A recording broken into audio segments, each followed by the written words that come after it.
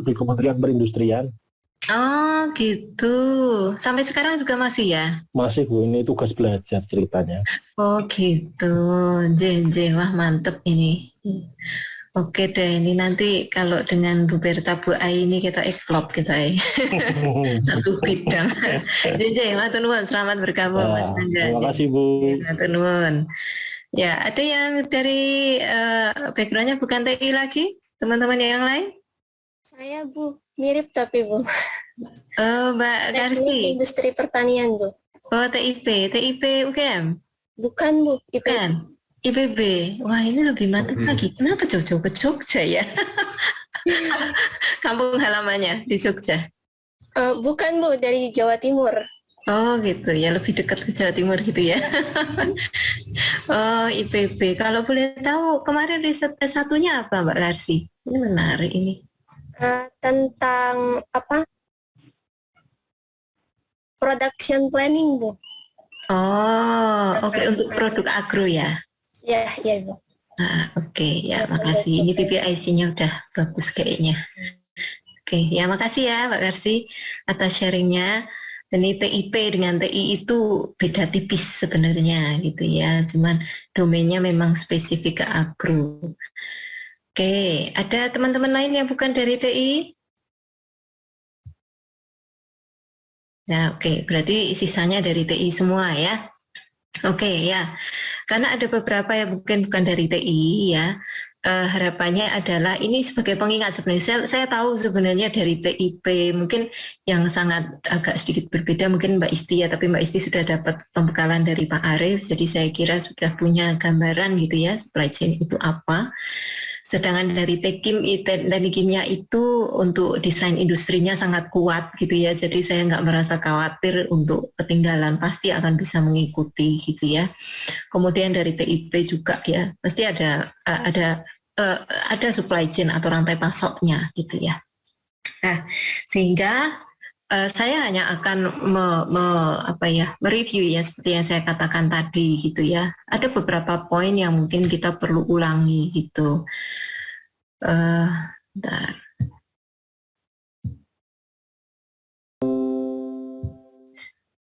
Ini yang satu dulu ya.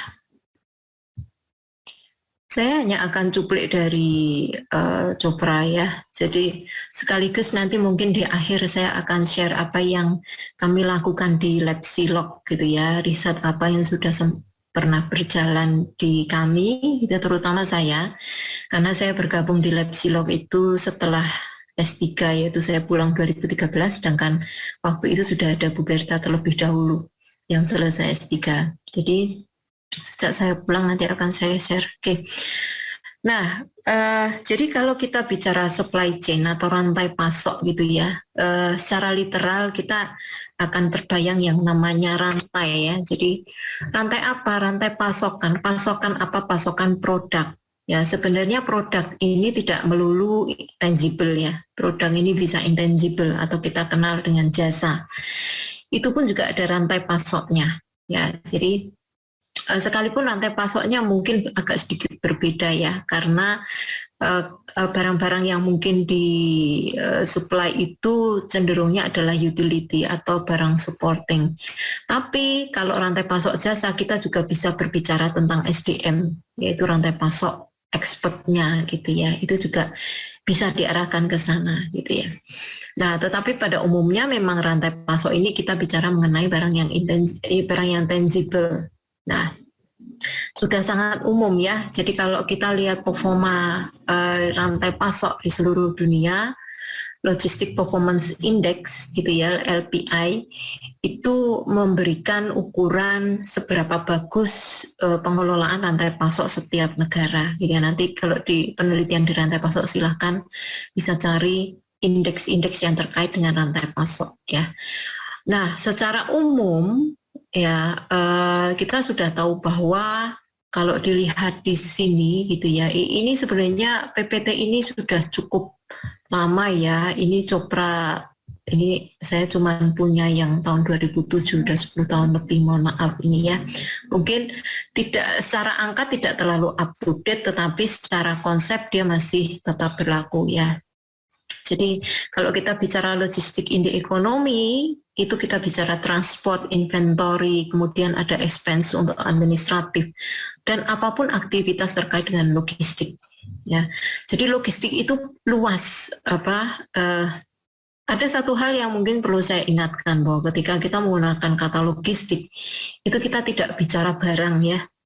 Jadi kadang-kadang salah kaprah orang mengatakan logistiknya mana gitu ya. Itu mungkin orang akan punya konsep bahwa logistik itu barang yang dikirim, tidak ya. Logistik itu adalah sistem.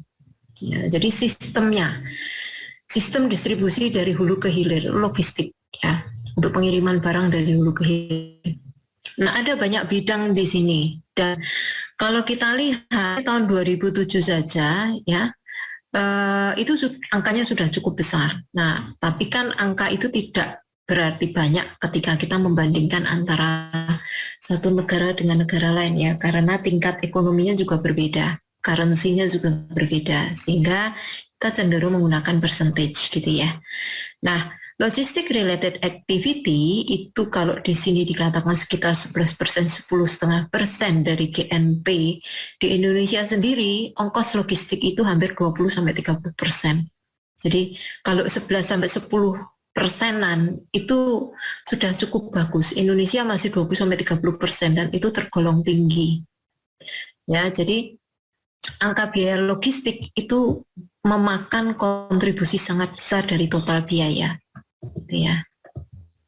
Jadi kalau kita lihat di dalam sebuah perusahaan manufaktur, ya kita lihat bahwa ada profit mungkin 4% gitu ya, logistik cost itu sekitar 21%. Negara yang maju sekitar 10 atau kurang dari 10% gitu ya. Marketing cost oke lah 27%, memang proporsi paling besar adalah manufacturing. Dan ini bisa dipahami gitu ya, karena manufacturing itu butuh investasi dan material, ya materialnya yang mahal juga investasinya. Tapi kalau kita bicara logistik yang ibaratnya itu adalah proses pengiriman barang dari hulu ke hilir, angka 20-30% itu tergolong sangat tinggi. Ya. Karena dia tidak tidak memberikan added value lebih. Karena added value itu biasanya dilakukan di manufacturing cost atau di manufacturing process gitu ya. Jadi itu sekedar gambaran saja gitu ya. Jadi nanti kalau ada yang riset di bagian supply chain, silahkan lihat berapa proporsinya. Itu rata-rata akan mendapatkan proporsi 20-30% untuk Indonesia. Ya. Nah, jadi kalau kita lihat dari managing pengelolaan supply chain ya, the magnitude in traditional view gitu ya, ada banyak hal gitu yang di sepanjang rantai pasok itu yang bisa diimprove ya, ada banyak sisi gitu ya, sehingga improvement ini bisa secara signifikan itu mereduce cost atau menaikkan efisiensi ya. Ya ini diberikan contoh kalau kita bicara grocery industry ya, dengan menggunakan strategi yang efektif gitu ya, strategi yang efisien untuk supply chain-nya, itu bisa menghemat cost besar-besaran. Ya, banyak sisi ya. Mungkin ini pertanyaannya cost apa saja. Nah, cost di supply chain itu banyak sekali, gitu ya. Mulai dari PPIC-nya inventory cost sampai dengan transportation cost. Bahkan transportation cost itu bisa di breakdown lagi, gitu ya.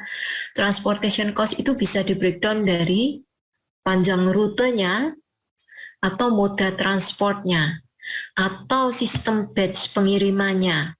Jadi itu akan terlibat banyak sekali komponen biaya. Jadi kita bisa lihat di setiap tipe tadi ya, entah berdasarkan modanya atau sistem alokasi batch ataupun SKU-nya ya, stock keeping unit-nya atau yang lain, itu kalau kita breakdown ya ada holding cost, ada ordering cost, ada mungkin human resource untuk biaya pegawai, biaya utilitas, itu banyak sekali gitu ya. Belum biaya handling dan seterusnya. Ya, jadi komponen-komponen biaya itu yang yang attach di dalam total biaya rantai pasok itu sangat banyak gitu ya. Ya.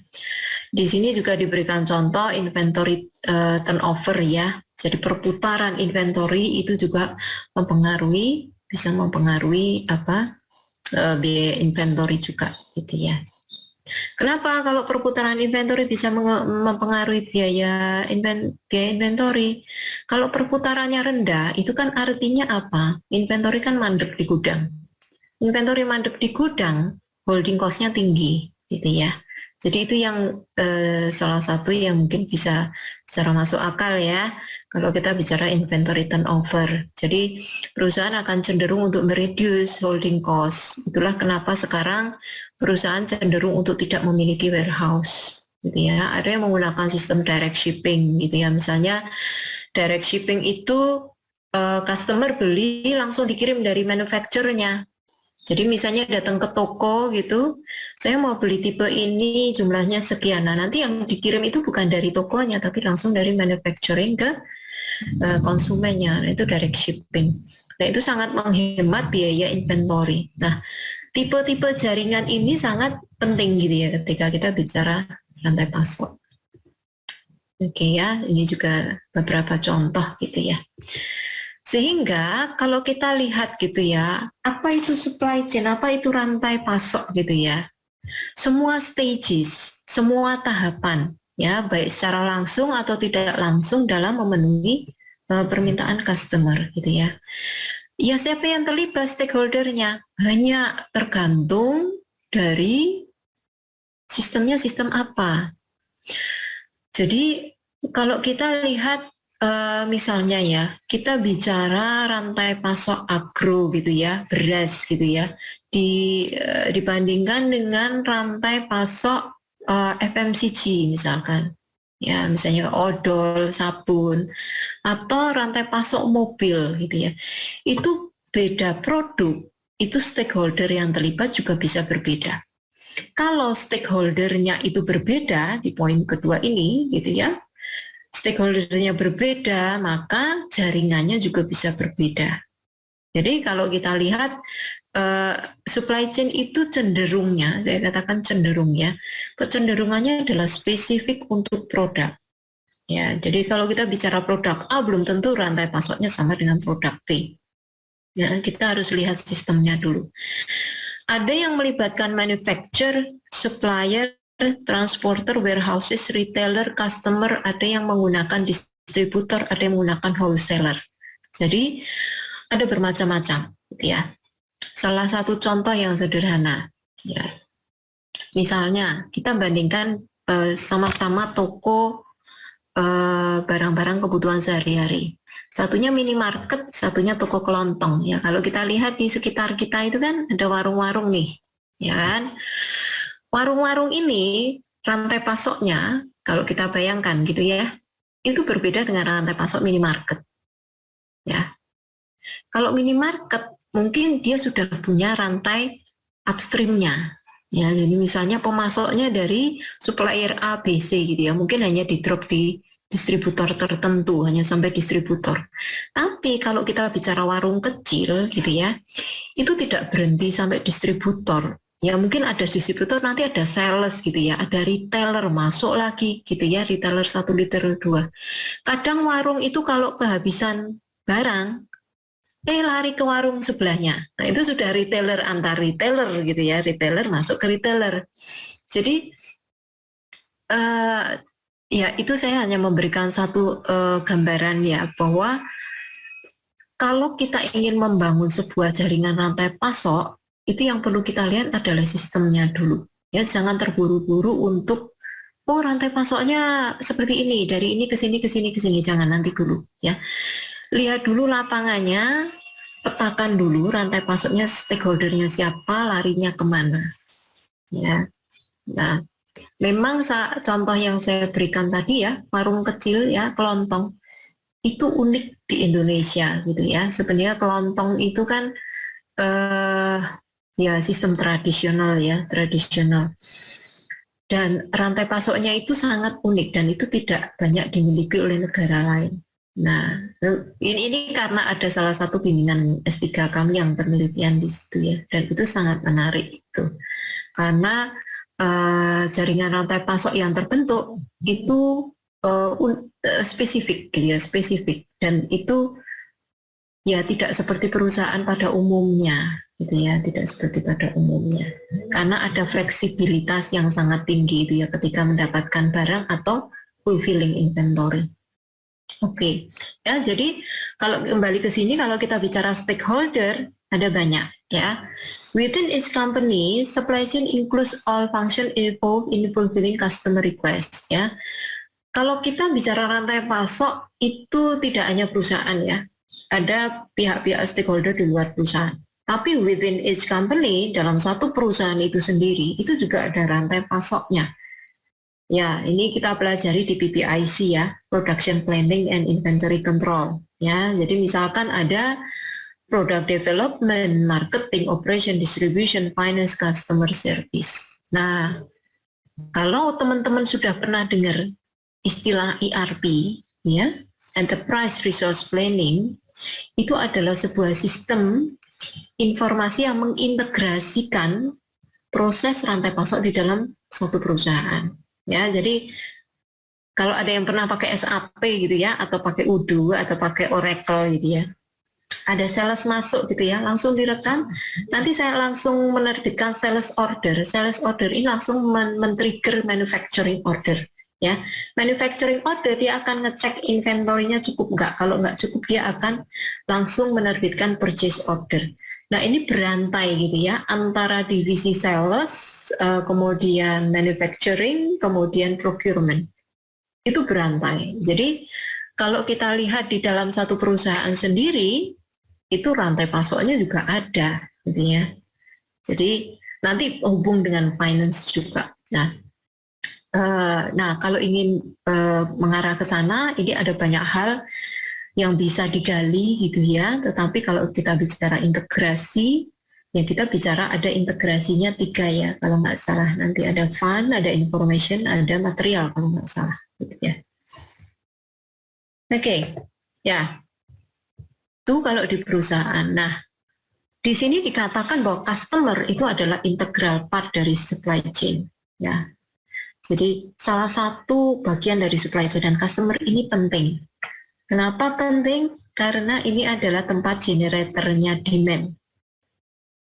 Demand itu biasanya jadi satu fokus utama karena dia akan menentukan rantai pasok materialnya mau berapa dan dari mana. Gitu ya. Jadi perencanaan inventory dengan berbagai tipenya ya. Inventory itu kan ada 3 ya, raw material, work in process, dan finished good ya. Jadi barang jadi ada 3 ini. Jadi ketiga ini itu triggernya adalah demand, ya. Demandnya berapa? Ini akan men-trigger semua rantai pasok ini ke ketiga jenis inventory ini akan terpengaruh, gitu ya. Nah, kemudian dikatakan dia includes movement produk dari supplier, manufacturer, distributor, kemudian movement information fund product in both directions. Nah, in both directions gitu ya. Kenapa dikatakan both direction? Gitu ya. Informasi jelas. Kalau ada manufacturer dengan supplier, informasinya adalah purchase order, pesan barang, datang barang, informasi lagi sudah confirm barangnya komplit sesuai spek, tapi kalau tidak ada return. Jadi ada 2 arah gitu ya, ada 2 arah. Fund juga sama, produk juga sama. Nah, tapi ya, kalau kita bicara rantai pasok juga itu juga ada berbagai tipe ya. Ini mungkin saya agak lompat-lompat karena rantai pasok itu memang luas sekali gitu ya. Kalau kita bicara sebuah rantai pasok itu kadang-kadang ada yang dari A to Z gitu ya, selesai gitu ya. Tapi sekarang ini muncul banyak sebenarnya bukan sekarang ya, sudah lama sekali yang disebut dengan reverse logistics. Jadi logistik yang terbalik gitu ya. Kenapa disebut reverse? Karena barang dari konsumen itu balik lagi ke ke manufacturer pada umumnya ya. Contohnya apa? Kalau di luar negeri sudah sangat umum ya, botol minum Nah, botol minum itu kalau konsumen sudah selesai, biasanya ada mesin yang kita masukkan, kita dapat istilahnya koin gitu ya. Kita bisa jual itu ke mesin itu. Jadi botol itu dikompres kemudian dikembalikan ke manufacturer gitu ya. Nah, ada juga yang konsep elektronik ya, HP. Ya, HP itu kalau sudah rusak atau belum pun rusak, itu dikembalikan ke manufacturer-nya. Nanti di remanufacturing gitu ya. Salah satu caranya. Dan dijual lagi. Nah, itu adalah reverse logistics. Jadi menarik barang dari konsumen ya after use-nya ya. After use kemudian dikelola lagi, kemudian muncul barang baru lagi, muter lagi ya. Oke ya, jadi itu disebut dengan reverse. Nah, kita lanjutkan dulu ya. Probably more accurate to use the term supply network atau supply web gitu ya. Ya, karena kalau kita bayangkan chain itu kan satu rantai ya, tapi sebenarnya kalau kita bicara supply chain itu kan bercabangnya banyak gitu ya. Inilah kenapa sebenarnya mungkin istilahnya secara literal mungkin lebih cocok network. Misalnya satu supplier masuk ke 3 manufacturer, satu manufacturer masuk ke sekian distributor, itu kan seperti network gitu ya. Oke, anyway, tetapi istilahnya tetap kita gunakan supply chain. Nah, di sini dikatakan ada beberapa typical supply chain stages-nya. Jadi pada umumnya customer, retailer, distributor, manufacturer, supplier. Ini yang umum ya, ini yang umum. Sekalipun ada juga yang menggunakan wholesaler. Ya, ada istilah wholesaler juga mirip dengan distributor, tapi sifatnya beda. Oke ya. All stages may not be present in all supply chain. Betul ya. Makanya tadi saya katakan ada yang langsung itu cuma punya supplier, manufacturer, retailer, consumer juga ada gitu ya. Jadi tergantung dari sistemnya. Nah, ya Anda sudah tahu ya. Misalkan di sini ada deterjen ya. Ini Jewel, ini nama tokonya ya. Produk deterjen itu dijual di Jewel supermarket. Kemudian deterjen ini disuplai oleh distributor, distribution center. Kemudian distribution center dapat suplai dari manufacturer. Nah, manufacturer dapat suplai dari mana? Nah, manufacturer itu kan outputnya produk jadi. Jadi di sini dia memerlukan raw material atau semi finished good, ya, atau work in process. Dari plastik, dari packagingnya, kemudian dari oil company, dan seterusnya. Berbagai macam material masuk ke manufacturer. Jadi kalau kita lihat sebenarnya dari supplier ke consumer. Jadi ya. Jadi kalau kita membuat rantai. Nah, ada 3 hal yang mengalir ya di dalam supply chain. 1 information, 2 produk, 3 fund. Ya. It looks simple ya, kelihatan simple. Oh iya, ada informasi, ada produk, ada fund gitu ya. Tapi kalau kita masuk satu per satu, itu kalau kita masuk ke detailnya, itu luar biasa detailnya dan luar biasa kompleksnya. Ya, satu hal yang sudah saya sampaikan tadi, kalau information, kita bicara ERP, itu untuk men-trigger secara otomatis itu tidak mudah karena harus ada prosedur yang disepakati, yang kita sebut dengan business process ya. Kita harus mapping bisnis prosesnya. Misalnya apa? Misalnya ada customer order lewat sales. Sales harus ngapain? Oh, sales harus misalnya mengecek jadwal. Jadwalnya oke enggak untuk production atau mengiyakan permintaan customer. Kalau iya, dia akan terbitkan sales order. Setelah sales order muncul, sales order dikirim ke siapa? Ke manufacturer. Jadi ada seterusnya. Itu disebut dengan business process. Jadi dalam satu integrasi saja itu sudah cukup banyak yang harus kita kerjakan ya untuk mengintegrasikan ini. Belum produk ini yang juga sangat kompleks ya. Kalau saya pribadi gitu ya, salah satu hal yang termasuk kompleksitas ketika kita bicara produk di supply chain itu sebenarnya inventory. Ruwet inventory itu sebenarnya ya. Tetapi yang bisa mengelola inventory dengan baik itu pasti perusahaan yang bagus gitu ya. Jadi inventory itu sangat kompleks gitu ya, kompleks sekali. Ada salah satu bimbingan saya dulu mencoba untuk satu produk ya, satu produk jenis produk, tetapi dia multi supplier. Jadi produk ini punya beberapa raw material, katakanlah ada raw material satu gitu ya, tapi multi supplier yang mensuplai.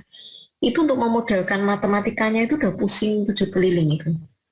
Bagaimana memilih supplier mana yang akan mensuplai dari mana, jumlahnya berapa, lewat rute mana.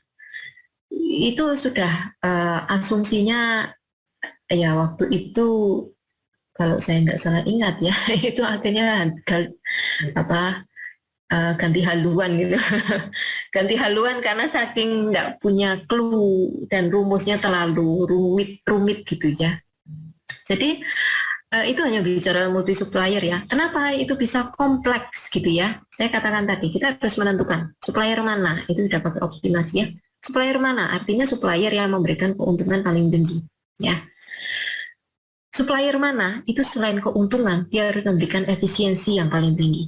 Efisiensi apa? Bisa dari cost, bisa dari time. Ya, ada supplier yang katakanlah dia bisa mensuplai produk dengan cepat, tapi harganya tinggi. Ya, kalau orang Jawa bilang ono rego ono rupo, ya. Kalau pengen kualitas bagus ya harganya tinggi, ya. Jadi ada trade off antara time dengan cost, ya, dan itu nggak mudah untuk mencari titik temunya mana yang paling diinginkan atau yang dianggap paling menguntungkan, gitu ya.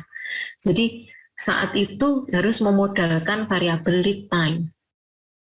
Beda supplier, beda lead time. Ada supplier yang lead time-nya 1 hari, ada yang 1 minggu, ada yang 3 hari. Itu memasukkan aspek lead time yang uncertain dan berbeda-beda. Itu ke dalam model itu luar biasa, gitu ya.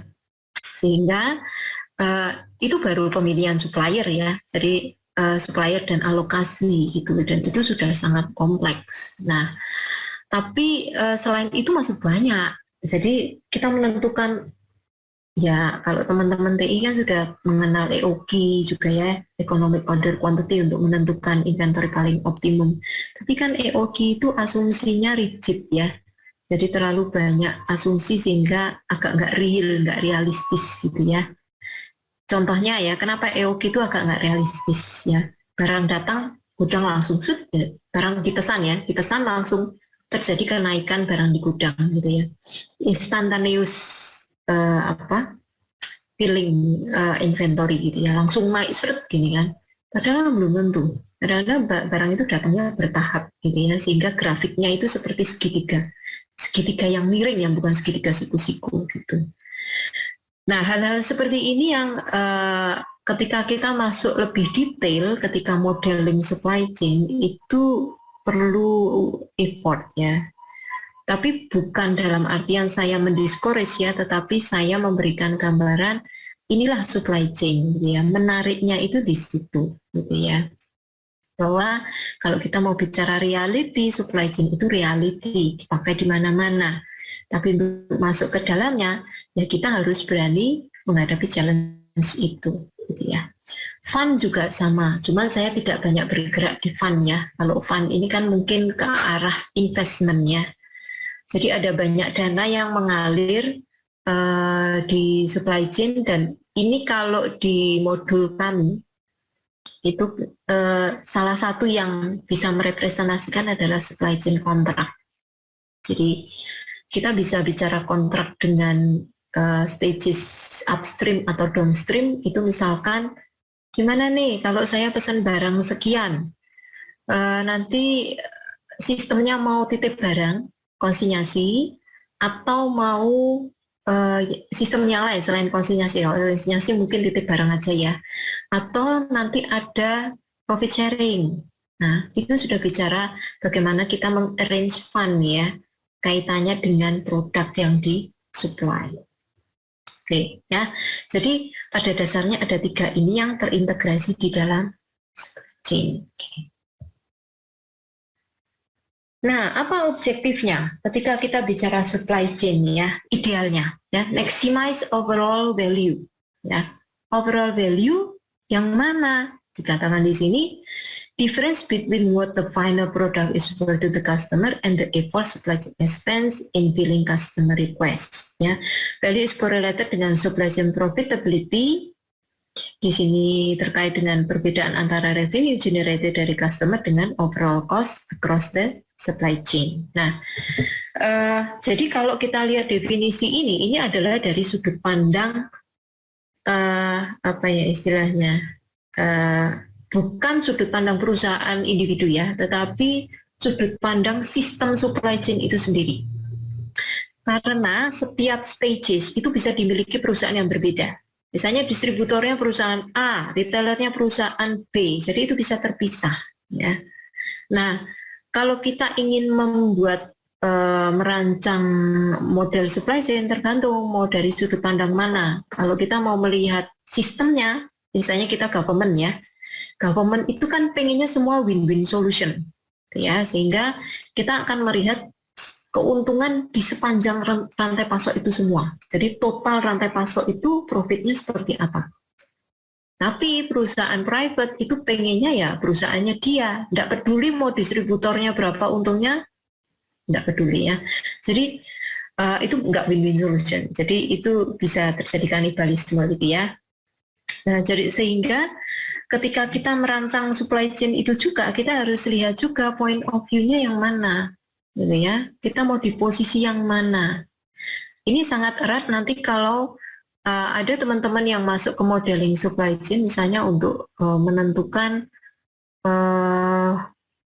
dengan optimasi ya, biasanya itu minimizing cost. Nah, cost-nya siapa? Cost-nya perusahaan atau cost-nya supply chain? Nah, itu harus dipertimbangkan di model ya. Jadi itu terkait dengan point of view-nya. Oke ya, jadi objektif ini tergantung dari kebutuhannya. Dia mau dipandang individu atau dipandang satu rantai, gitu ya. Sepanjang rantai. Oke. Saya skip aja ini. Oke, ini mengulangi yang tadi ya, sources-nya customer dan seterusnya. Nah, ada 3 fase di dalam supply chain ya. Ketika kita membuat decision di dalam supply chain ada 3 ya. Sudah sangat mungkin ingat ya. Satu adalah strategic design atau strategic decision. Yang kedua adalah planning atau tactical decision. Yang ketiga adalah operational decision. Jadi ada 3 macam keputusan dan itu berlevel, ya, berjenjang. Yang paling tinggi adalah strategic atau design. Ya, seperti apa kalau kita bicara strategic? Ya, ini bicara global ya. Saya berikan contoh kalau di Chopra itu kalau nggak salah dia bicara misalnya dalam waktu 5 tahun atau 10 tahun ke depan bisnisnya akan berubah kemana? Nah, apakah akan berubah secara total atau tidak gitu ya? Saya berikan satu contoh yang ekstrim ya. Jadi mungkin teman-teman ini mungkin nanti kalau ada yang penelitian menarik ya, ini saya cuman siapa tahu nanti bisa jadi ide. Teman-teman kan sudah sangat paham ya, di berita-berita sekarang sudah banyak renewable energy kan, ya kan? Energi yang terbarukan gitu ya. Sekarang sedang booming gitu ya, sedang booming. Pernah nggak membayangkan kalau renewable energy ini bisa di-embeddedkan ke setiap rumah tangga, itu apa yang terjadi dengan bisnis prosesnya PLN? Nah, itu bisa totally berubah. Ya, apakah PLN akan tetap pegang untuk pembangkit sementara rumah-rumah sudah bisa mengenerate sendiri listriknya? Nah, itu pemikiran yang ke depan dan ini sedang menjadi concern sebenarnya hal seperti ini ya, dan itu bisa terjadi di masa yang akan datang. Bisnis prosesnya harus berubah total. Ya, ini salah satu contoh strategic decision. Ya, jadi memutuskan dalam jangka waktu panjang ke depan itu bisnis prosesnya akan berubah seperti apa. Nah, atau kita bisa bisnis proses ini bisa terkait dengan kompetitor, ya. Kompetitornya pada bergerak kemana nih untuk tren produknya, gitu ya. tren produknya mungkin sudah misalnya kayak vehicle ya, otomotif. Sekarang kan untuk yang oil itu pun sudah ditinggalkan, yang konvensional. Sekarang sudah masuk ke electric vehicle. Nah, ini juga termasuk strategi. Jadi trendingnya, tren produk atau bisnisnya itu akan mengarah kemana. Jadi kalau kita lihat seperti ini, kita bicara jangka panjang. Bisa lebih dari 5 tahun, mungkin sekitar 10-20 tahun ke depan, gitu ya. Jadi strategik ini sangat penting untuk menentukan nanti decision yang kedua dan decision yang ketiga. Decision yang kedua itu tactical. Di sini dikatakan planning ya. Saya masuk ke planning ya. Oke, ada beberapa contoh gitu ya. Nah, saya berikan ini ada beberapa decision planning ya. Which market gitu ya. Kalau sudah tahu trennya ke depan, oh nanti akan kebanyakan electric vehicle. Nah, kalau mau masuk ke bisnis electric vehicle, segmen pasarnya mau ngambil yang mana? Ya, kalau kita bicara marketing kan kita harus bicara segmen pasar. Segmen yang level atas, ekonomi atas, menengah atau bawah. Misalnya yang paling mudah. Ya, which market yang akan diambil? Karena ini menentukan nanti untuk materialnya. Kalau kita ambil segmen atas, berarti materialnya yang high quality. High quality siapa suppliernya? Dari luar negeri kah, harus impor kah, atau dari dalam negeri misalkan. Ya, jadi keputusan strategik tadi kalau diturunkan ke planning decision, itu menentukan beberapa hal ini. Jadi misalnya market mana, segmen mana, kemudian inventorinya mau planningnya seperti apa, strategi inventorinya. Mau subkontrak atau mau di-handle sendiri, mau menggunakan third party logistik misalkan untuk carrier-nya, atau mau di-handle sendiri, mau punya armada sendiri untuk transport, delivery, atau mau di subkontrak juga ya. Jadi itu banyak pilihan ya. Jadi saya katakan subcontracting ya. Inventory policy, kemudian timing, size, market promotions. Jadi keputusan-keputusan ini itu sangat tergantung dari strategik tadi. Ya, mau mengarah kemana bisnis prosesnya nanti diterjemahkan ke sini. Nah, kalau sudah punya planning tactical decision, gitu ya, kita akan masuk ke operasional. Nih, saya sudah mau ngambil market yang ekonomi atas misalkan. Kemudian yang harus diputuskan di sini adalah misalkan production daily atau weekly-nya seperti apa ya. Desain produk dulu, oke. Katakanlah produknya, desainnya sudah ada, kita masuk ke operasional produk, mass production ya. Manufacturing-nya jadwalnya seperti apa? Apakah kita mau mass production atau by order gitu ya? Jadwalnya mau seperti apa gitu ya?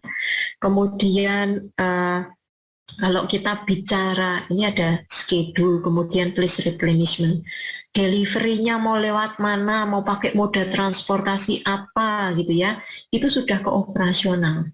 Jadi kalau kita lihat time horizon-nya, operational decision itu sangat singkat, weekly atau daily. Tapi kalau yang tactical tadi, yang planning itu yearly, ya annually, ya yang tadi ini ya. Market mana itu bisa 3 bulan sampai quarterly sampai setahunan gitu ya. Jadi supply chain planning ini. Tapi kalau strategik itu udah lebih dari setahun gitu ya. Ini time horizon-nya kira-kira seperti itu gitu ya. Jadi ini adalah 3 tingkatan decision di supply chain yang ada benang merahnya ya. Jadi ini bukan sesuatu yang terpisah satu dengan yang lain. Jadi satu dengan tingkatan decision yang lain itu saling terkait. Oke ya, jadi ini yang perlu dipertimbangkan ketika kita berbicara tentang supply chain. Nah, bagaimana nih kalau misalnya nanti penelitian? Ya, tentunya penelitian itu kan waktunya terbatas ya. Saya juga paham teman-teman S2, S3 juga itu waktu terbatas. Kalau nggak lulus-lulus gitu ya, mesak no. Jadi memang harus dibatasi gitu ya. Nah, yang cenderung untuk lebih bisa dieksekut itu adalah yang operasional Ya, ini biasanya bergeraknya di sini. Bikin model optimasi routing, bikin model optimasi untuk desain atau optimasi untuk order, inventory dan seterusnya. Jadi cenderungnya operasional. Tetapi memang yang planning itu masih bisa gitu, yang planning. Jadi apakah menggunakan subkontrak atau tidak, nah itu masih bisa dimodelkan gitu ya. Kemudian policy inventory-nya mau tadi ya mungkin make to order atau make to stock itu harus diputuskan dulu mana yang lebih menguntungkan gitu ya.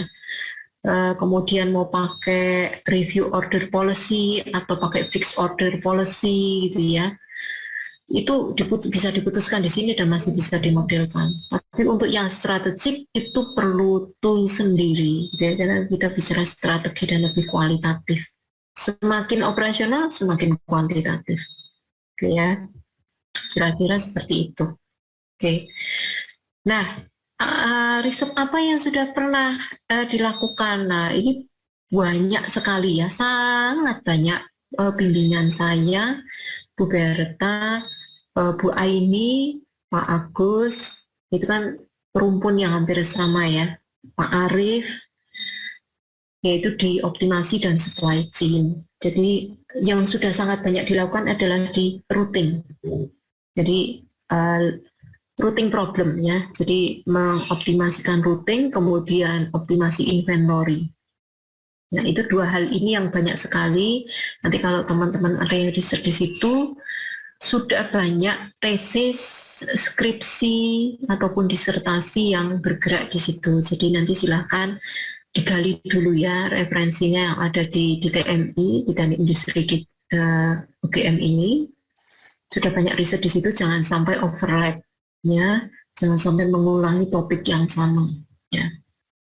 Oke ya, itu yang banyak. Nah, ada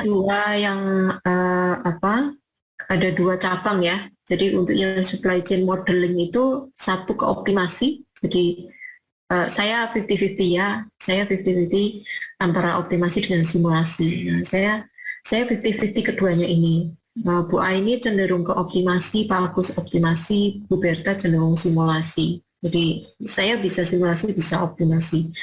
Jadi tengah-tengah gitu. Nah, kira-kira seperti itu. Kalau Pak Arief optimasi kayaknya, dia lebih ke arah PPIC, ya. Oke. Dan sekarang Pak Arief sedang ini ke arah ERP. Jadi nanti kalau ada yang tertarik mungkin atau bimbingannya Pak Arief, kemungkinan akan diarahkan ke sana. Gitu. Oke ya. Nah, saya lanjutkan dulu ya. Ketika kita melihat proses di dalam supply chain ya, alur prosesnya itu kayak apa sih kalau kita bicara supply chain? Di sini dikatakan ada dua kategori ya. Kita bisa melihat dari sisi cycle view, jadi kita melihat itu perputaran siklus antara satu dengan yang lain, atau kita bicara push-pull view, ya. Apakah they are executed in response to a customer order atau sebagai antisipasi. Nah ini kalau push-pull ini lebih ke arah, nanti kita lihat deh, antara order dan back to stock sebenarnya. Nah ini adalah cycle view, ya. Jadi setiap stages yang berdekatan, yang misalnya customer dengan retailer yang berdekatan, itu punya satu siklus, ya. Retailer dengan distributor juga punya satu siklus. Nah, siklus ini berbeda-beda tergantung bisnis prosesnya. Kalau customer retailer kita bicara customer order, retailer distributor kita bicara replenishment atau pemenuhan barang. Distributor manufacturer supplier, ini yang paling bawah ini ya, itu kita bicara procurement. Ya, jadi ini kalau kita bicara cycle view, jadi masing-masing cycle itu kita bisa breakdown lagi prosesnya, ya sama seperti yang tadi saya berikan contoh dari sales order ya. Kita bisa pakai procurement, misalnya procurement itu kan berarti menerbitkan PO, tapi PO itu kalau diterbitkan harus ngecek inventory dulu. Inventory-nya ada nggak perlu PO. Kalau inventory-nya habis atau cenderung tidak mencukupi demand, kita terbitkan PO, purchase order ke supplier.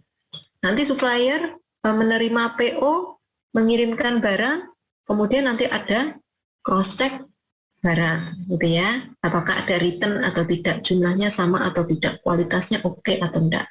Kalau sudah selesai nanti masuk ke financial melakukan payment. Jadi ini satu cycle itu proses bisnisnya itu bisa dibuat, gitu ya. Nah, kalau kita sudah tahu proses bisnisnya, nah tinggal kita mau apa?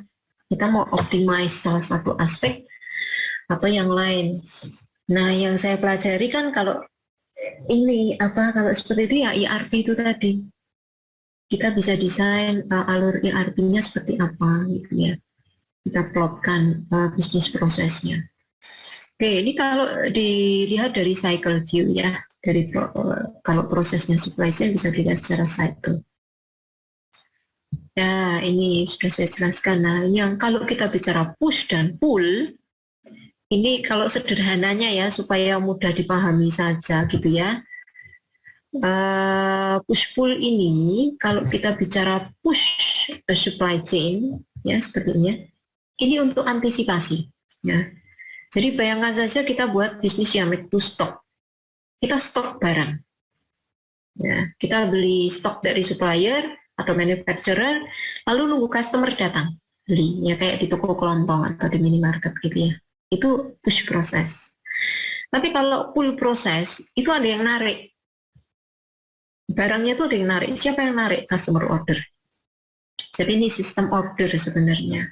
Ya, jadi bisnisnya mau diarahkan kemana? Mau push atau mau pull? Dua-duanya punya pro and cons. Ya, jadi punya kelebihan dan kekurangan masing-masing. Nah, apakah bisa di-combine? Bisa, gitu ya. Contohnya apa? Kalau di Chopra itu dicontohkan komputer ya. Jadi komputer itu bisa di-customize kan. Kalau kita mau beli CPU dengan spek tertentu, yang ada di toko ya ada stoknya. Nah, itu namanya push proses. Tapi ada juga nih yang misalnya suka utak-atik komputer ya. Oh, saya maunya prosesornya ini, RAM-nya segini, kemudian grafik card-nya seperti ini. Nggak ada di stok di toko, nggak ada. Sehingga dia harus custom. Nah, perusahaan komputer, itu kalau dikatakan di Chopra itu kan Dell ya, itu ada yang punya WIP. Jadi ada part yang sudah di-assembly dulu. Sudah di-assembly, nanti tinggal di-customize. Customer maunya apa? Oh, RAM-nya 16 gig. Ya udah, tinggal ambil RAM 16 gig, dipasang di salah satu stagesnya supply chain, kemudian dikirimkan ke customer. Tapi sudah ada WIP-nya dulu, gitu ya. Jadi sudah ada barang setengah jadinya. Nah, barang setengah jadinya itu push proses. Dia di stok.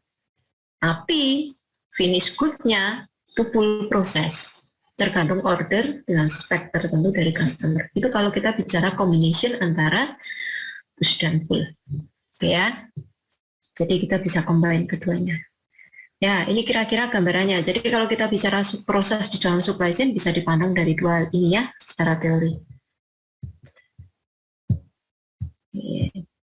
Ini menjelaskan yang tadi. Ya. Ya. Silakan, kalau teman-teman ada yang ingin ditanyakan, silakan ya.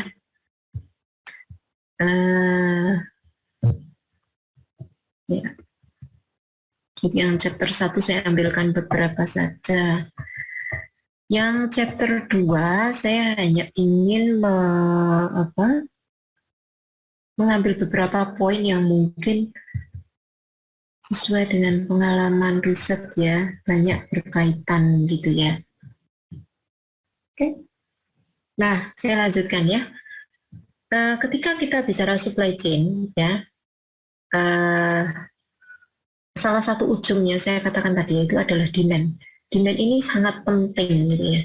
Karena kalau prediksi demand-nya itu salah, semua rantai inventory-nya juga akan meleset gitu ya. Salah satu efeknya mungkin teman-teman pernah mendengar yang namanya bullwhip effect ya. Bullwhip effect itu tidak cuma dari demand yang uncertain, tetapi dari sisi komunikasi juga ya. Kalau komunikasinya itu nggak bagus, biasanya bullwhip effect akan terjadi. Nah, Kalau kita bicara demand itu cenderung uncertain. Ya, uncertain-nya bagaimana, gitu ya? Lot size-nya bisa berubah-ubah, response time-nya juga berubah-ubah, mungkin service level-nya juga berubah, produk variety-nya juga berubah, price-nya juga apalagi gitu ya. Apalagi produk-produk itu inovasinya juga bermacam-macam. Ya, jadi kedua hal ini yang kiri dan kanan ini sangat erat gitu ya. Jadi kalau kita bicara demand itu tidak bisa lepas dari beberapa variabel yang ada di kiri ini. Nah,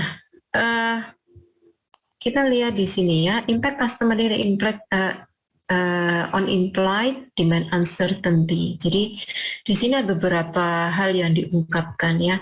Range of quantity increases ya, causes implied demand uncertainty to increase, menyebabkan demand uncertainty-nya naik. Karena apa? Wider range of quantity implies greater variance in demand. Jadi kalau customer need-nya itu range-nya itu makin melebar gitu ya. Ini kan kalau kita bicara statistik kan ada mean, ada standar deviasi ya. Jadi kalau demand-nya itu range-nya itu makin melebar gitu ya, itu uncertainty-nya itu makin tinggi ya.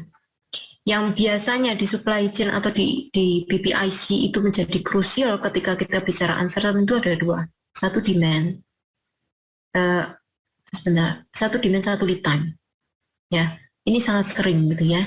Jadi ada demand, ada lead time. Ini uncertainty-nya sangat-sangat lekat gitu ya.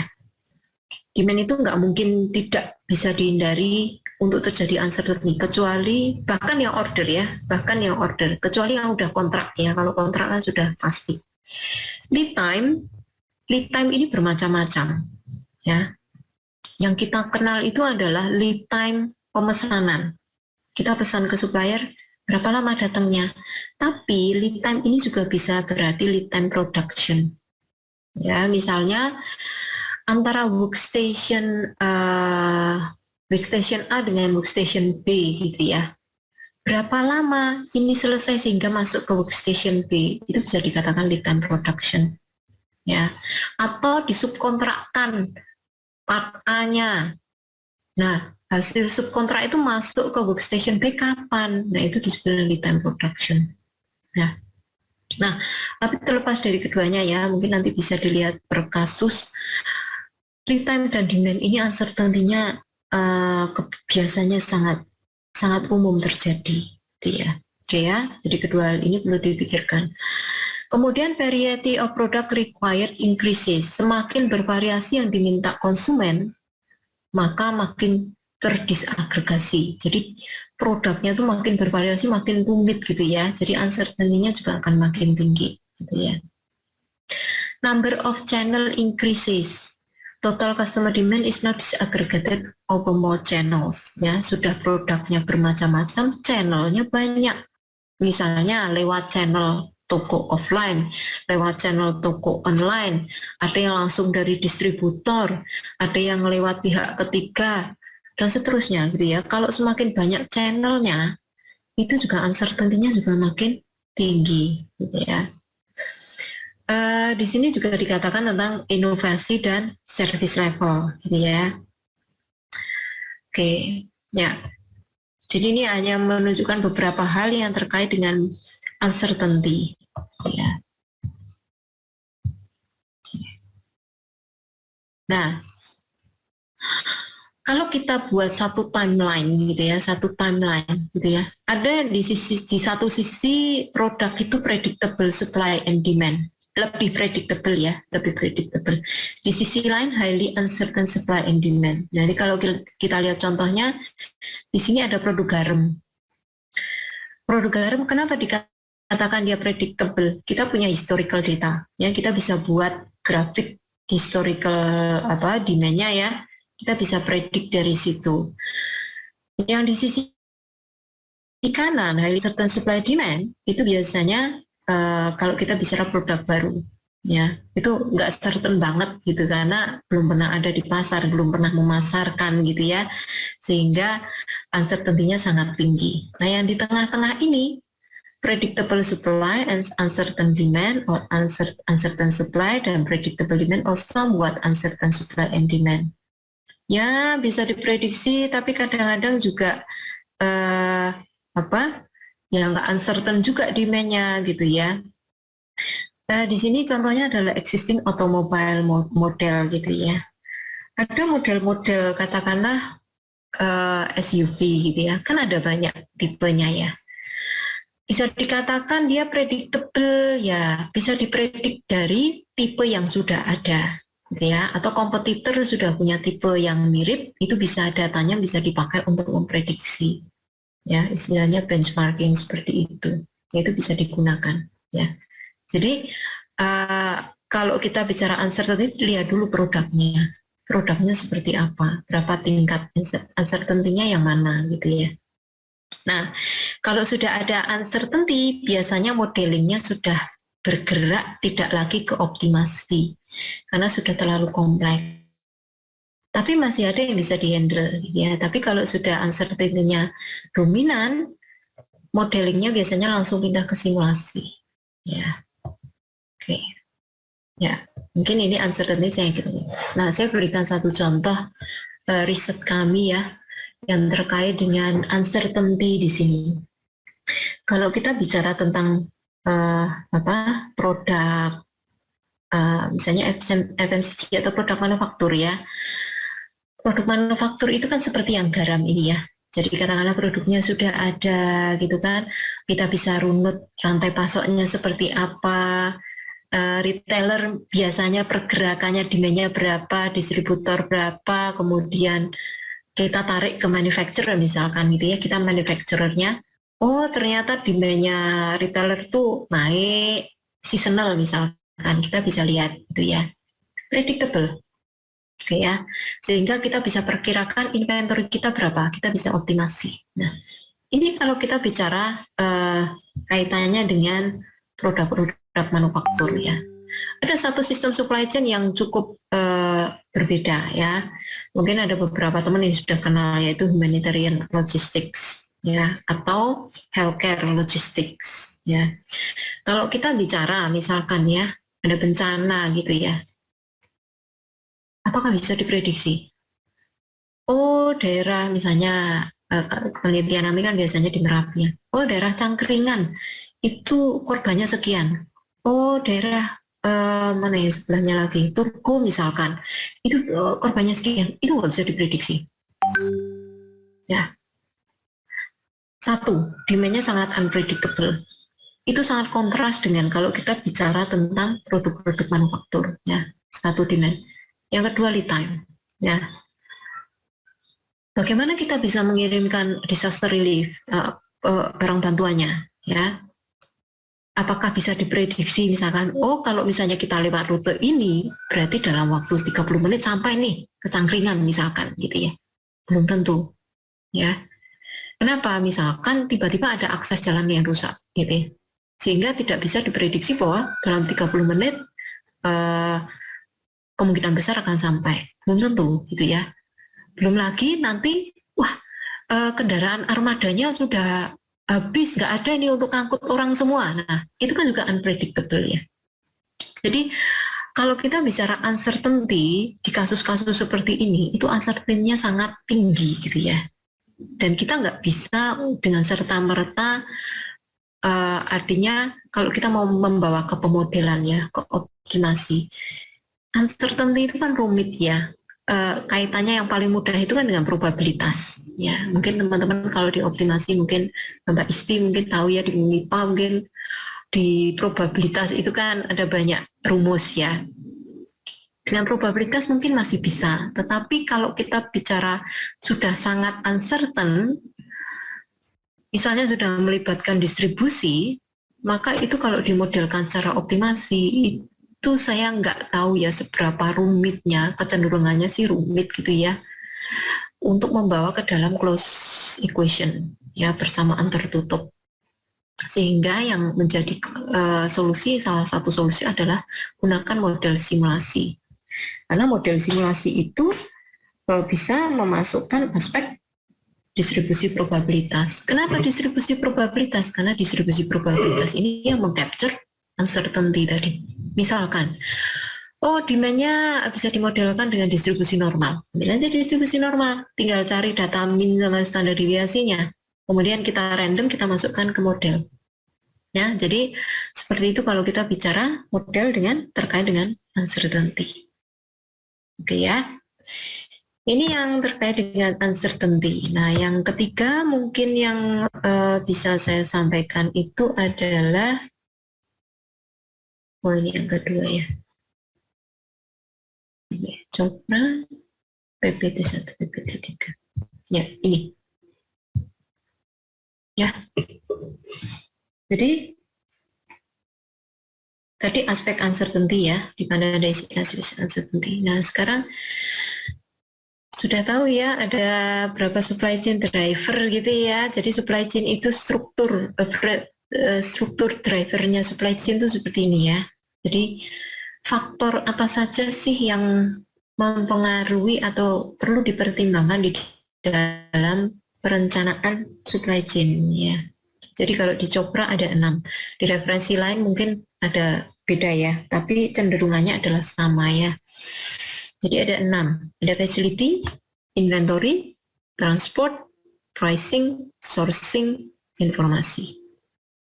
Dan kalau kita lihat jaringannya, ini semua terkait ya, di antara ke-6 ini semuanya linked ya, terhubung satu dengan yang lain ya.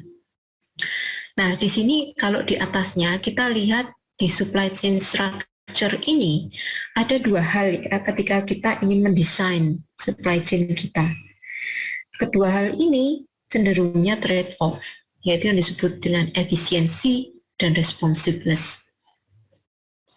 Ini yang saya katakan tadi, ada harga, ada kualitas gitu ya. Kalau kita ingin responsif, efisiensinya harus dikorbankan kecenderungannya ya. Kalau kita pengen efisiensinya naik, responsiveness-nya biasanya akan turun.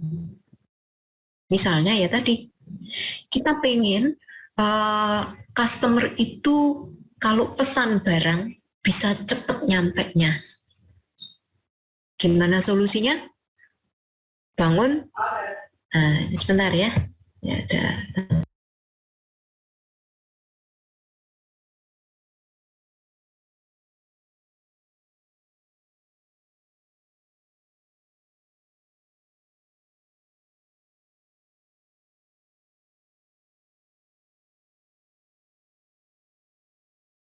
Maaf interupsi.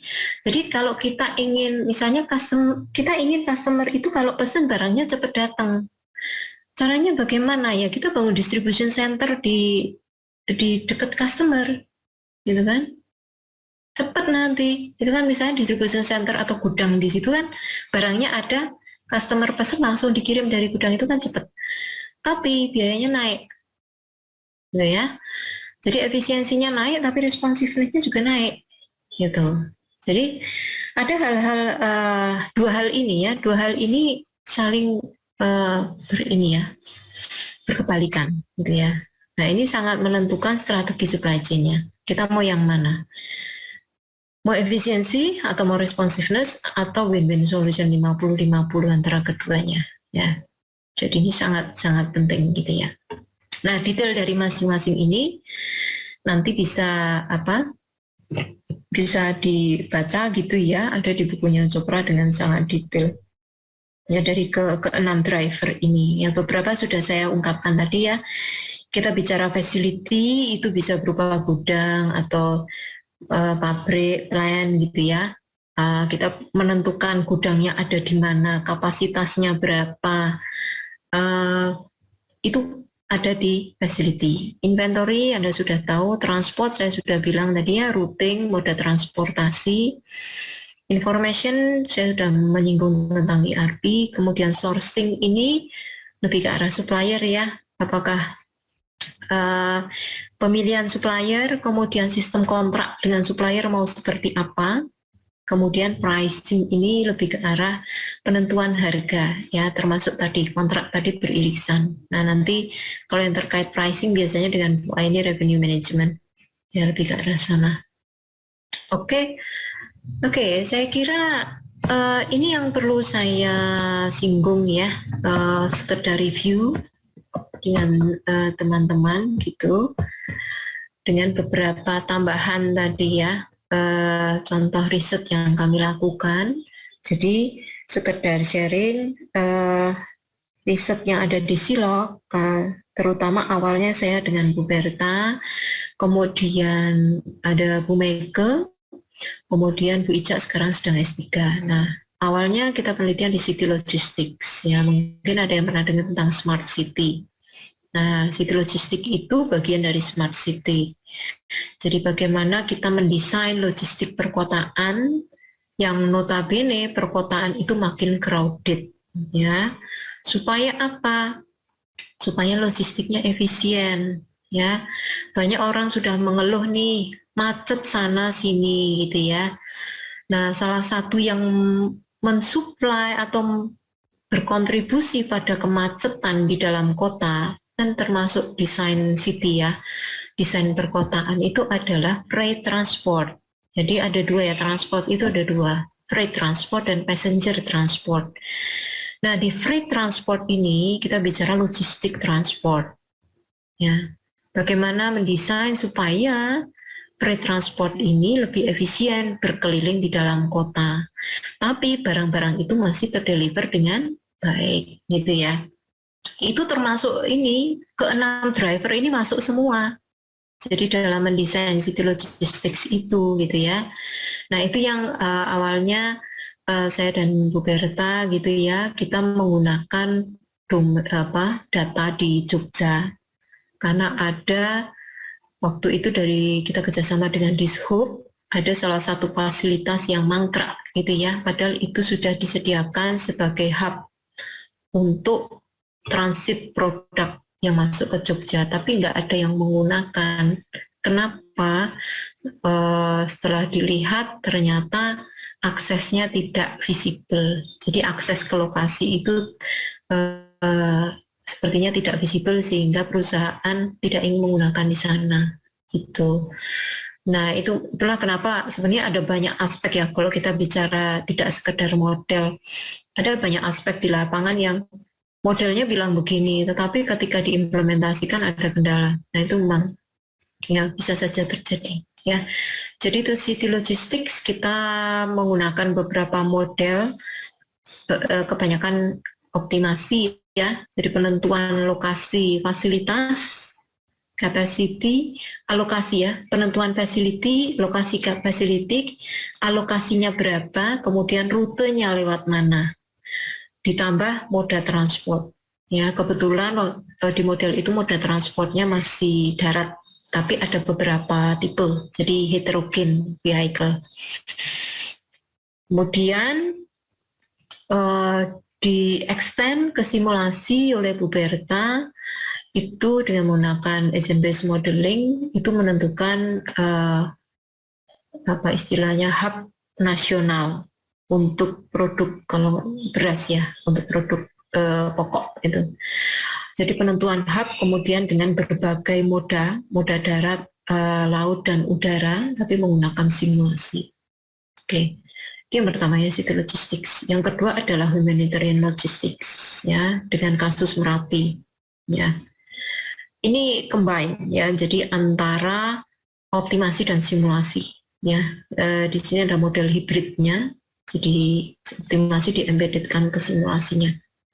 Jadi menentukan sama sebenarnya, menentukan lokasi posko, alokasi barang bantuannya berapa, lewat rute mana. Ya, dan ini ya tadi, itulah kenapa kita bisa paham bahwa karakter dari supply chain-nya itu beda banget. Jadi ya sangat-sangat berbeda. Jadi ya, terutama dari uncertainty-nya, sehingga konteks simulasinya sangat kental ya, dominan simulasi. Ya, apalagi di situ kemudian memasukkan aspek yang sangat kualitatif, yaitu behavior dari refugee atau victim ya, jadi pengungsi. Pengungsi itu punya behavior. Nah, itu kan dikuantitatifkan kemudian dimodelkan dengan agent base. Itu yang kedua ya. Kemudian yang sekarang ini antara saya dan Bu Berta, Bu Berta mengarah ke energi, kemudian saya mengarah ke waste management. Ada Bu Meke pulang S3, Bu Meke ini bidangnya adalah health, istilahnya healthcare ya. Jadi beliau saat ini sedang mengarah ke green supply chain gitu ya. Tapi basisnya adalah blood routing problem. Jadi pengumpulan darah ya. Jadi kalau PMI gitu ya, PMI itu kan biasanya kan mengadakan event ya, ambil darah, atau di titik-titik PMI itu kan ada suplai darah ya, kantong-kantong darah. Nah itu rantai pasoknya gimana gitu ya. Nah itu routingnya Bu Mega S3-nya cenderung ke sana ya. Jadi Bu Mega lebih cenderung ke optimasi. Oke ya. Ya, Bu Ica sekarang sedang S3 mengarahnya ke digital efisiensi, digital system di supply chain. Ya, kira-kira itu gambaran dari apa yang kami lakukan, gitu ya. Termasuk saya memberikan beberapa review tentang rantai pasok. Ya, silahkan kalau ada yang ingin ditanyakan dari teman-teman. Ya. Izin bertanya Bu. Boleh, silakan Mas Bro. Terkait supply chain ini kan salah satunya tadi ada tulisnya namanya ERP ya Bu ya? Ya, betul. Misalkan S2 ini mengambil tesis bertemakan misalkan implementasi UDO di perusahaan X gitu, makanya itu bisa nggak ya Bu? Kalau S2? Bisa sih Mas, cuman perlu dipikirkan levelnya ya. Jadi kalau hanya implementing UDO, nah nanti tergantung supervisornya. Apakah itu cukup untuk level S2? Karena kalau level S1 itu kan kita cenderungnya adalah using aplikasi ya. Jadi kita punya aplikasi, kita implementasikan. Nah, itu kan mirip ya. Jadi kita, apalagi Odoo itu kan sudah built-in ya. Kita tinggal pakai aja gitu kan. Ya, yang saya khawatirkan ketika hanya sekedar implementasi, itu adalah tingkat kompleksitas untuk level S2. Ya, kecuali misalnya Mas Purwo mengembangkan sesuatu modul di-embeddedkan ke Odoo. Ya, di-embeddedkan ke Odoo ya. Modul itu ya Bu. Ya, kan Odoo itu kan banyak modul ya, modul aplikasinya kan banyak apps-nya. Nah, misalkan ada spesifik kasus, ternyata nggak ada apps yang cocok untuk kasus itu, nah dibuatkan. Nah, itu menjadi salah satu novelty yang bisa, kalau saya sendiri, kalau seperti itu sudah oke kalau level S2. Gitu Mas Bu. Ya. Baik, terima kasih Bu. Ya, makasih ya. Oke. Ada pertanyaan lain? Boleh bertanya Bu? Boleh, silahkan. Ini Mas siapa nih? Mas Farudin? Itu siapa ya? Iya Bu. Nah, Mas Farudin, gimana Mas Farudin?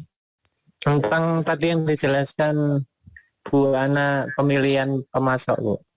Oke, gimana Mas? Yang pemilihan pemasok itu misalkan kita faktornya kan banyak ya Bu, yang misalkan Dixon itu kan banyak sekali, terus kita ambil pokok-pokoknya gitu kan Bu.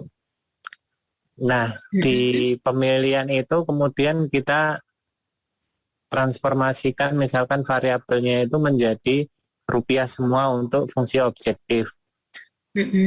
Sehingga didapatkan nanti nilai minimum kan, bisa seperti itu Bu. Nah misalkan tapi kita tidak punya constraint dari masing-masing toko atau ini, itu bisa disebut fungsi linear nggak Bu misalkan, tapi kita ambil dari beberapa faktor juga.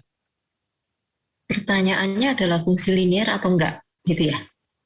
Iya, tapi kita tidak tahu constraint-nya karena itu secara umum kita ambil dari faktor biaya, biaya dari harga itu sendiri, kemudian biaya pengiriman, kemudian lead time dikali biaya harian dari harga kebutuhan barang tersebut. Nah itu didapatkan nanti nilai rupiah dari masing-masing pemasok. Nah itu, tetapi kita tidak punya untuk constraint-nya karena itu secara umum. Nah, apakah itu bisa disebut fungsi linear ataukah tidak? Terima kasih. Iya, makasih Mas Farudin ya. Saya mungkin sedikit meluruskan dulu ya supaya nanti menjawab pertanyaan ini gitu ya. Yang pertama itu adalah kita bicara fungsi linear ya, terlepas dari domainnya itu apa. Nah, jadi domainnya apapun, jangan dipikirkan domainnya, tapi kita bicara secara matematis fungsi linear ya. Yang dimaksud dengan fungsi linear itu adalah fungsi di mana interaksi antar variabelnya itu linear. Apa maksudnya linear? Ya, linear itu proporsional, bisa dikatakan gitu ya. Nah, jadi prinsip matematis ketika kita katakan bahwa fungsi itu linear, itu adalah prinsip additivity. Hanya additivity, ya. Kalau ada perkalian antar variabel atau pembagian antar variabel atau logaritma atau eksponensial, apapun itu di luar prinsip additivity, dia fungsinya sudah tidak linear. Ya, ini secara matematis ya. Jadi itu saya luruskan dulu. Sekarang kita kembali ke domain ya. Kalau kita bicara pemilihan supplier dengan beberapa komponen tadi ya, yang katakanlah ada aspek A, B, C yang semuanya itu bisa dirupiahkan. Bisa dari biaya kontraknya atau biaya pengirimannya atau biaya lainnya ya. Nah, apakah ini bisa dikatakan fungsi linear atau tidak? Jawabannya adalah tergantung rumusnya. Ya. Jadi kalau mau dikatakan linear atau tidak, lihat interaksi antar variabelnya. Dia bisa linear, bisa non-linear. Misalnya, apakah produknya itu multi-produk? Kalau dia multi-produk, pertanyaan berikutnya adalah antar produk ini, dia saling substitusi atau tidak? Kalau tidak, kemungkinan rumusnya linear. Tapi kalau ada aspek substitusi antar kedua produk, kemungkinan tidak linear. Jadi saya berikan contoh itu ya. Ini terlepas dari ada constraint atau tidak ya. Terlepas dari constraint atau tidak. Jadi ada tidaknya constraint itu tidak menentukan fungsi itu linear atau tidak. Yang menentukan fungsi itu linear atau tidak itu adalah interaksi antar variabel decision-nya. Ya.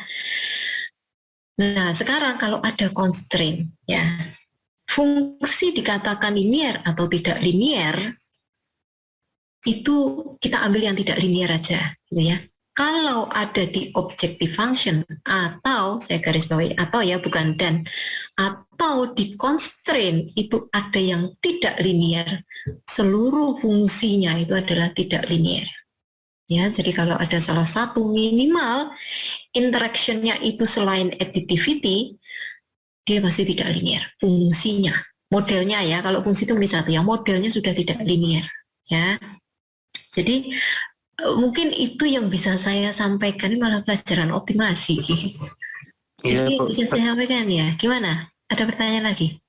Berarti ketika tadi dia hanya fungsi linear tadi Bu, itu tidak ada constraint, itu bisa masuk linear programming nggak Bu ya? Tergantung. Tapi ada objective function itu. Ya, saya paham gitu ya. Linear programming itu biasanya memang ada constraint ya. Sekalipun ada model yang unconstrained problem ya. Unconstrained problem itu nanti kita pelajari, mungkin nanti kalian ketemu saya gitu ya untuk mengolah yang unconstrained problem ini. Jadi misalnya begini, unconstrained problem itu begini. Kalau saya ambil kasus supplier tadi ya, mestinya itu ada constraint-nya. Misalnya supplier A itu hanya bisa mensuplai sekian unit, jadi kapasitas supplier A itu sudah jadi constraint sebenarnya, gitu ya. Supplier B hanya bisa maksimal sekian, nah itu sudah constraint. Anyway, kalau misalnya kita punya objective function, kemudian bawahnya ada constraint, kita punya satu objective function punya dua constraint, gitu ya. Kita bisa selesaikan dengan simplex, ya, metode linear programming, apapun itu bisa selesai kalau modelnya linear ya. Tapi model ini dengan dua constraint tadi itu bisa diubah menjadi unconstrained. Constraint-nya hilang. Di mana constraint itu ditarik ke atas, masuk ke fungsi objektifnya. Ya, jadi constraint-nya hilang, masuk ke fungsi objektif, kita hanya punya satu fungsi. Ya. penyelesaiannya bagaimana? Ya, penyelesaiannya ya ada algoritmanya sendiri, gitu ya. Jadi kalau mau dikatakan dia diselesaikan dengan linear programming, ya bisa aja. Ya. Tapi kalau dikatakan linear, sekali lagi kata kuncinya adalah linear ya Mas ya. Jadi dia interaksinya harus linear dulu ya. Either dia hanya satu fungsi objektif tanpa constraint atau fungsi objektif dengan constraint ya. Mungkin ya ada model yang sangat sederhana gitu ya. Saya coba bukakan gitu ya. Mungkin perlu dilihat definisi linear programming dulu. Definisinya apa ya Mas Muna? Mas Farudin. Definition. Objective function dan constraint biasanya, Bu. Nah, itu perlu dipastikan Mas, jangan biasanya. Linear programming, mathematical, ini dari Britannica ya, saya coba googling aja gitu ya. Linear programming, mathematical modeling technique in which a linear function is maximized or minimized when subjected to various constraints, ya. When subject to various constraints, ya. Jadi bisa saja model itu dikatakan linear programming. Constraint itu banyak Mas. Jadi ada constraint yang sangat sederhana apa? Non-negativity constraint, itu sudah constraint. Ya, jadi kalau misalnya saya nggak punya constraint lain, saya hanya punya non-negativity constraint dengan satu objektif, bisa aja dia fungsi dikatakan linear programming untuk penyelesaiannya ya. Gitu. Iya, Bu. Ya. Iya, saya terlupakan yang itu, Bu. Terima kasih. Oke, ya mungkin nanti perlu dilihat kasusnya. Saya mungkin hanya bisa jawab general. Oke, ada lagi Mas Farudin? Sudah ya. Ada pertanyaan lagi dari teman-teman lainnya? Nah, nanti kalau model matematika bisa nanya Mbak Isti nanti. Jagonya matematika. Ada pertanyaan dari teman-teman lain yang ingin disampaikan? Boleh nanya-nanya tentang silok atau seterusnya. Saya nggak tahu ini bimbingan saya siapa ya. Kayaknya belum dialokasi ya. Oke, kecuali Alam. Cerdas anak bimbinganku ya, Alam. Ya. Oke, nggak ada ya. Oke, kalau tidak ada pertanyaan yang lain. Oke, makasih Mbak Arbaina Maya ya. Cantik semua sih kata-katanya, jadi saya bingung manggilnya siapa. Oke, Maya ya, Mbak Maya. Oke, ini teman-teman baru saya belum kenal. Ya, makasih. Jadi kalau misalnya belum ada pertanyaan, semoga apa yang saya sampaikan sedikit banyak bisa memberikan pencerahan ya, apa itu supply chain rantai pasok dan hal-hal yang perlu dipikirkan ketika kita meneliti di bidang rantai pasok gitu ya. Kita akan bertemu di lain kesempatan gitu ya. Untuk kali ini saya ucapkan terima kasih sudah bergabung dan berdiskusi bersama. Tidak ada pertanyaan ya, saya tutup ya kuliahnya ya. Terima kasih banyak, saya tutup. Assalamualaikum warahmatullahi wabarakatuh. Waalaikumsalam. Terima kasih.